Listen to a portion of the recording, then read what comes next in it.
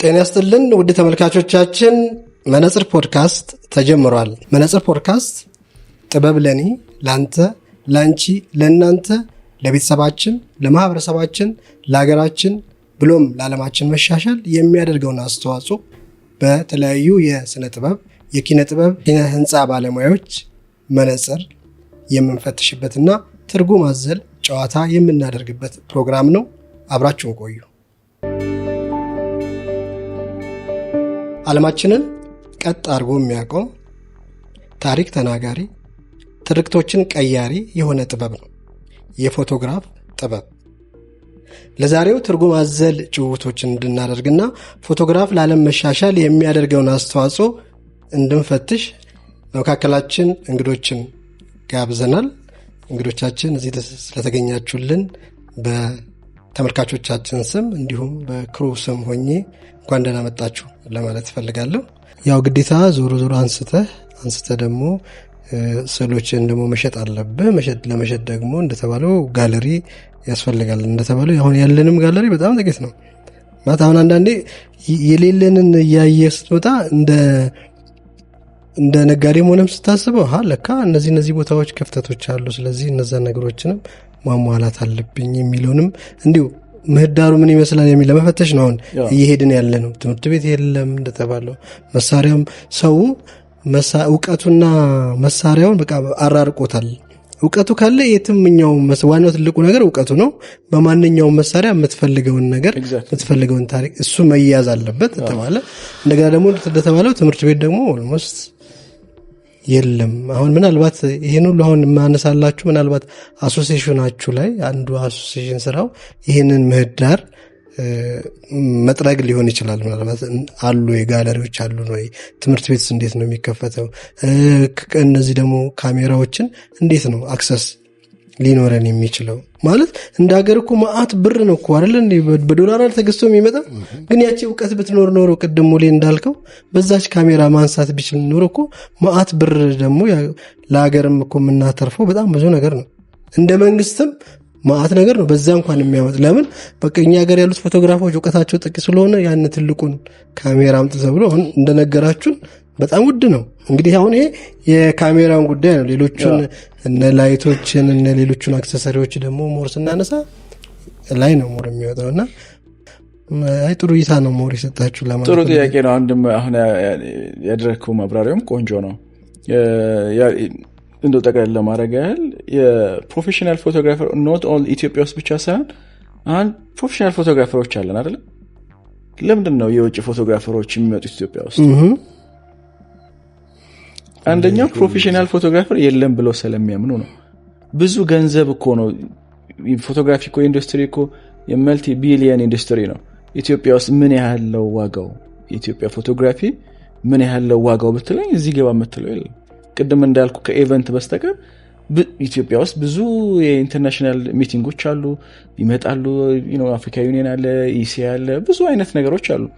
ግን ለምንድን ነው ነጭ ፎቶግራፈሮች ኢትዮጵያ ውስጥ የሚመጡት?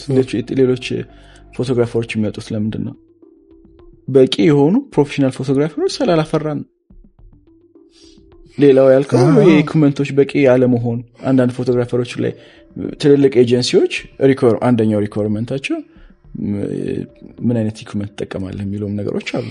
ሁሉም ያንን ያፎርድ አያደርግም። እነዛ ነገሮች አሉ።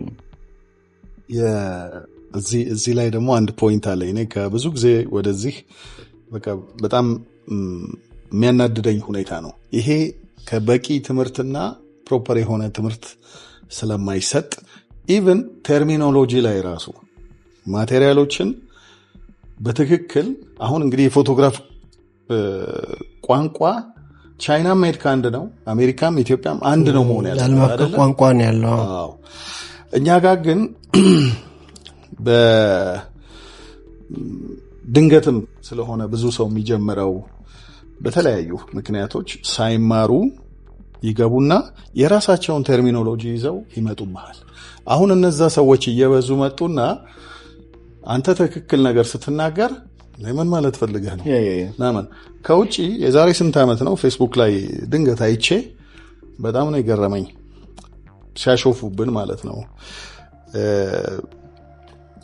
ኤርፖርት ይያዝበትና ኢኩዊፕመንቱ ትቶት ይገባል እና ለመከራየት ሲሄድ የሚከራይበት ቦታ ካነን ነው የሚጠቀመው ሰውየው 7200 ይፈልጋል 1635 ይፈልጋል። እንግዲህ ፎቶግራፈር ከሆነ ወይ አከራዩ ስለ ፎቶ ማወቅ አለበት አይደለ?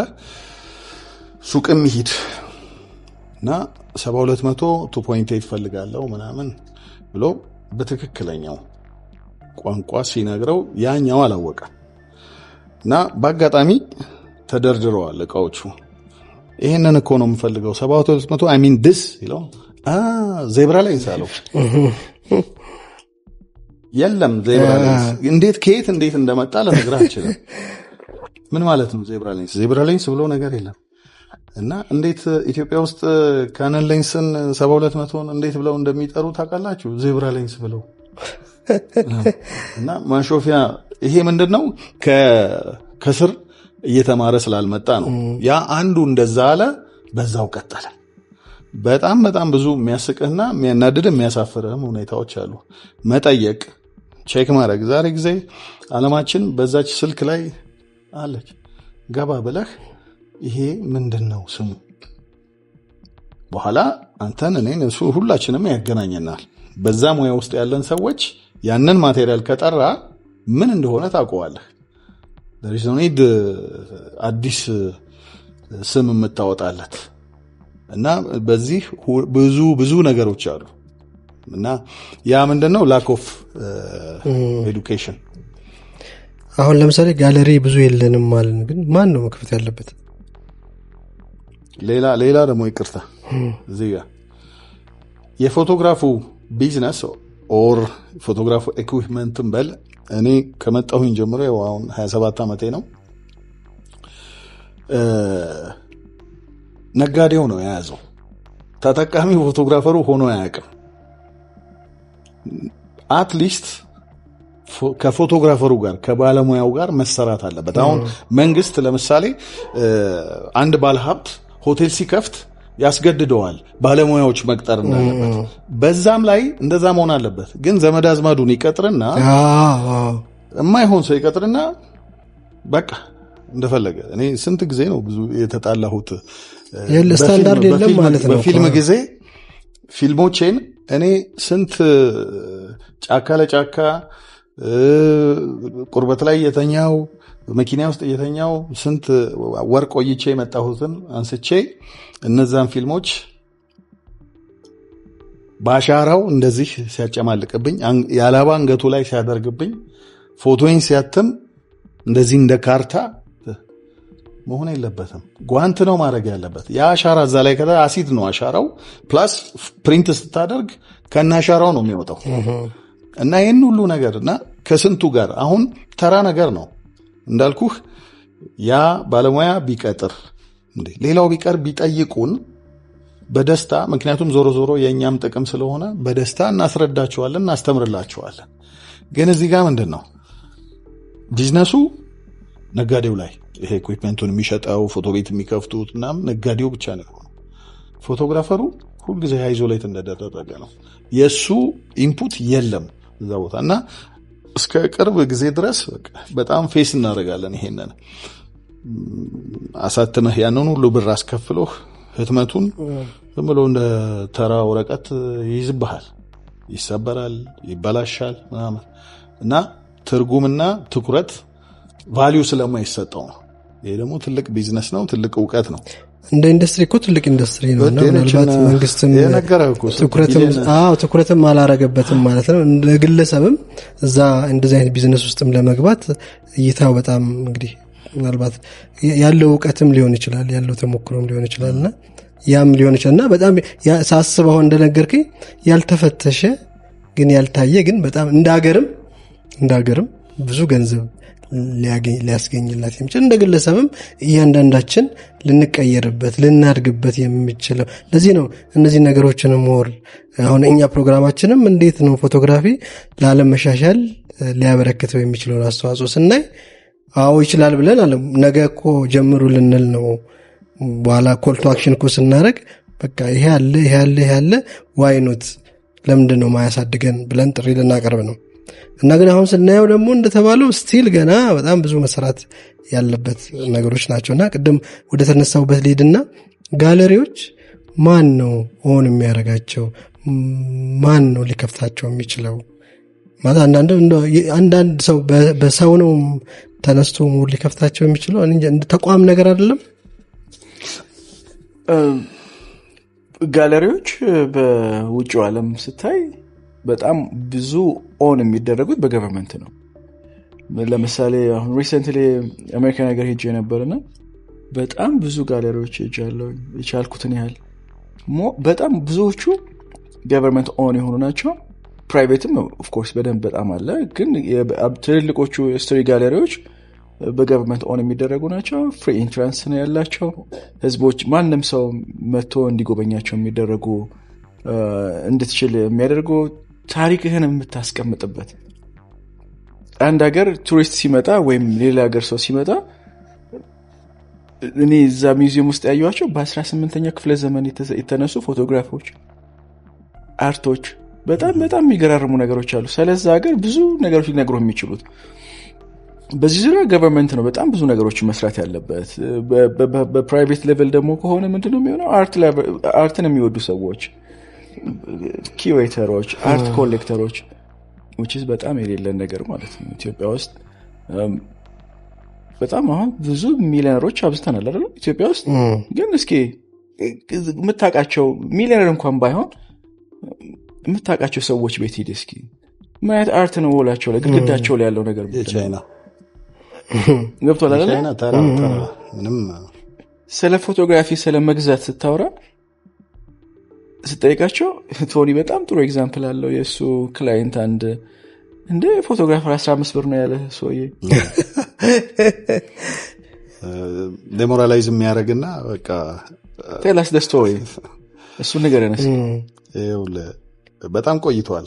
በፊልም ጊዜ ነው እና ለሆነ ትልቅ ድርጅት ነው ውሃ ዙሪያ ላይ ነው የሚሰራው እና ለካላንደሩ 13 ፎቶ ተፈለገ እና ወደ እኔ መጡ ምናምን እንደዚህ ይኖራል ወይ? አዎ ኦፍ ኮርስ አለኝ።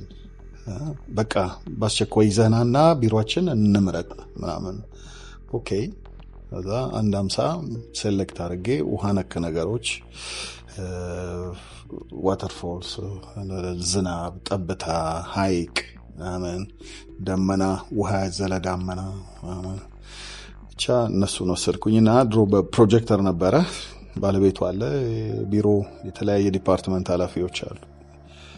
እዛ መጋረጃ ዘጋንና ያው ፕሮጀክት ማድረግ ጀመርኩኝ። ስላይድ ነው፣ ስላይድ ፊልሞች ናቸው እና እየታየ ዋው ይሉ ጀመረ። በስማ የት ነው ይሄ አዋሽ ነው እንደዚህ ነው ምናምን። ልክ ደግሞ የሆነ ደመና ያዘለው ጨረር እንደዚህ ሰንጥቃ የምትወጣለች አይደለ? በስማ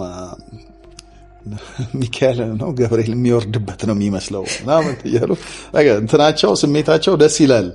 የራሳቸውን ከራሳቸው አንደበት የሚወጣ ካቻ አድርገዋቸዋል ማለት ነው እያልኩኝ በጣም ጥሩ እያልኩኝ ከዛ ያንን ኦልሞስት 50 ፎቶዎች አዩ። ከዛ እዛው መረጥን 13ቱን ፎቶ። ከዛ እሺ ሂሳቡ ስንት ነው? በቃ አሁኑ እዚሁን ጨርስ፣ ምክንያቱም ጊዜ ስለሌለ ወደ ህትመት እንዲገባ ምናምን ተባለ። እንግዲህ እንደመጣው አካባቢ ነው። አሁን እንዲለመድ ብዬ ነው እኔ ያኔ አንድ ፎቶ 500 ብር ነው ለአንድ አመት የሚጠቀሙበት ለካላንደር ብቻ። ከዛ 13ቱን ካልኩሌት አደረግኩኝና ወደ 17,000 ብር አመን መጣ። ከዛ ባለቤቱ ራሱ ተነስቶ በመድኃኒዓለም ያለኝ እንዴ ፎቶ 15 ብር አይደለም የመድኃኒዓለም ምስል ይመስላል ብሎ እንደገና በመድኃኒዓለም ለምን መሰለ አላ ያው አዲስ ነኝ እንግዲህ ትንሽ የጣሊያን ቴምፐሩን ይዤዋለሁ ገና በኋላ ነው ካልሜው ኩቲሉኝ ታው ምኑ ከዛ በቃ ይሄ ምናምን ብዬ እቃዬን ልሰበስብ አልኩኝና ከዛ ቆይ እንጂ ለምን አላስረዳቸውም ብዬ ያኔ አማርኛም እንደዚህ ቅልጥፍ አላለም። ይኸው ጋሽ ቤተ ጓሮ መሰለ እንዴ እኮ አዋሽ እጄን ያነሳሁት አንበሳ ሲጮህብኝ በድንኳን ተኝቼ ምናምን ንጋት ጠብቄ ምናምን አንድ ፎቶ ለማንሳት ከተለያየ አንግል አንድ ቦታ ስትሄድ ብዙ እቅድ አለ። የቆርቆሮ ምግብ እየበላህ ወይ ደግሞ ሻይና በዳቦ ምናምን እየበላህ ምናምን ወይ ሳትበላም የምትውልበት ጊዜ አለ። መኪና ውስጥ ተኝቼ ምናምን ስቃይ አለው። ፎቶውን ነው እሱ ያየው። ይሄ ታይዋለህ፣ ይሄ አባይ ነው እና እዛ ድረስ ሄጄ በመኪና በፕሌን ኮስት አለው ምናምን በቃ ኦልሞስት በንዴት በስሜት እንትን ስል ተተተተ አርጌ ስነግረው በቃ አለኝ። ይቅርታ እኔ ሰርግ ላይ መጥተው ፎቶ ሲያመጡልኝ 15 ብር ስከፍል ነው የሚያውቀው እና በጣም ይቅርታ ስለማላቅ ነው። እንደዚህ አይነት ሙያ ነው እንዴ ምናምን? አዎ እኔ ተመረዋለሁ፣ ኤክስፔሪየንስ አድርጌበታለሁ አለኝ። ይሄ ሁላ ኢኩዊፕመንት በኋላ እዛ ቦታው ድረስ ሄጄ ደግሞ ወጪ አውጥቼ ነው ምናምን እና ብዙ ነገር ያዘለ ነው ይሄ። አንዷን ፎቶ ምታየው ምናምን ብሎ ደነገጠ ያን ሁሉ ሲያውቅ። ከዛ ጸሐፊዋን ጠርቶ ምናምን ካልኩሌት አድርጎ ሲሰጠኝ ጭራሽ ጨምሮ ነው የሰጠኝ። ወይኔ ያልኩኝ ሌሎቹንም እንደዚህ ባስረዳዋቸው ነበረ። በፊት ተናድጄ የቀን ይዤ ኧረ እባክህ ምናምን አልፈልግም፣ ምክንያቱም አንደርስታንድ አላደርጋሉኛ ስራዬን ልፋቴን እና እንደዚህም አይነት ሁኔታ ምን ልልህ ነው። ይሄ እዚህ የስራውን ጥልቀት የሚረዳ ሰው ማግኘት በጣም ከባድ ነው። አንድ ሰው አሁን ፎቶግራፍ ግዛ ብትለው እሱ እንዳለህ ያው በዌዲንግ ፎቶግራፊ ላይ ወይም የሆነ ቱሪስት አትራክሽን ኤሪያ ላይ እዛው ዲቨሎፕ አድርገው የሚሸጡ ልጆችም ያን ፕራይስ ነው የሚያውቁትና አንድ ፎቶግራፍ ስትገዛኝ ከኔ የምትገዛኝ ኖት ኦንሊ ዋን ፎቶግራፍ 10 ዓመት የቆየሁበት 20 ዓመት ፎቶግራፊ ኢንዱስትሪ ላይ የቆየሁበትንም አብረህ ነው የምትገዛኝ። ስሜቱን ሶሉን አለ። አሁን ቅድም እንዳልከው የጎልደን ፓርክስ ኤግዚቢሽን ሄጄ ነበር። እሱ አሁን ምንድነው ያለው በጣም ትልቅ ድርጅት አለው በስሙ የት ሀገር ነው? አሜሪካን ሀገር። የኤርሊ አሜሪካን የዲፕሬሽን ጊዜ ላይ ገቨርንመንት ራሱ ፎቶግራፈሮችን ቀጥሮ ያለውን ሲቹዌሽን ፎቶግራፍ አስነስቷል፣ ዶክመንት እንዲደረግ ማለት ያለውን ነገር። እኛ አሁን ስንት ቻሌንጅ ያለብን አዲስ አበባ እንደዚህ የተቀየረች ቀን በቀን ፎቶግራፍ ማንሳት አልቻለም። አብነው ማመሰግነው እንግዲህ ጊዜያችሁን ሰውታችሁ ይህን የመሰለ ፎቶግራፍ ጥበብ እንዴት ላለመሻሻል የሚያደርገውን አስተዋጽኦ በሰፊው እንግዲህ እርግጥ ነው በዚህ ሰዓታት ብቻ የሚያልቅ ጉዳይ አይደለም። እንግዲህ ተጀምሯል። ወደፊት ደግሞ እንደዚህ አይነት ትርጉም አዘል ጭውውቶች ደግሞ መቀጠል አለባቸው ብለን እናምናለን። እንግዲህ እንደ ዋን ፕላኔት ሚዲያ ደግሞ ወይም እንደ መነጽር ፖድካስት ደግሞ እነዚህን ነገሮችን ውይይቶችን መነሳት አለባቸው፣ መበረታታት አለባቸው። ስናወራ ነው ችግሮቻችን የምናገኘው፣ ስናወራ ነው ሶሉሽኑም የሚታወቀውና እናንተ ደግሞ ባላችሁ ሙያ ምንም ሳትቆጥቡ ጊዜያችሁን ቆጥባችሁ እዚህ ድረስ ተገኝታችሁ ይህን የመሰለ ጥሩ ውይይት ስላደረግን በእኔም በተመልካቾቻችንም በስቱዲዮ ባለሙያዎቻችንም በሁሉም ስም ምስጋናዬን ለማቅረብ እወዳለሁ። አመሰግናለሁ። ተመልካቾቻችን እንግዲህ እንደተመለከታችሁት ከአንቶኒና ከሙሉጌታ ጋር ስለ ፎቶግራፍ ላለመሻሻል ያለውን አስተዋጽኦ እንዴት እንደነበረ አብራችሁን ተከታትላችኋል። ጥሩ ውይይት እንደነበረ በእርግጠኝነት ለመናገር እችላለሁ። እናንተም ይህንን መመስከር የምትችሉ ይመስለኛል። ስለዚህ ደግሞ በሚቀጥለው ፕሮግራማችን ደግሞ በተለያዩ የጥበብ አይነቶች ተገናኝተን እንደዚሁ አይነት ትርጉም አዘል ጭውውት እስከምናደርግ ድረስ ሰላም እንሰንብት። አመሰግናለሁ።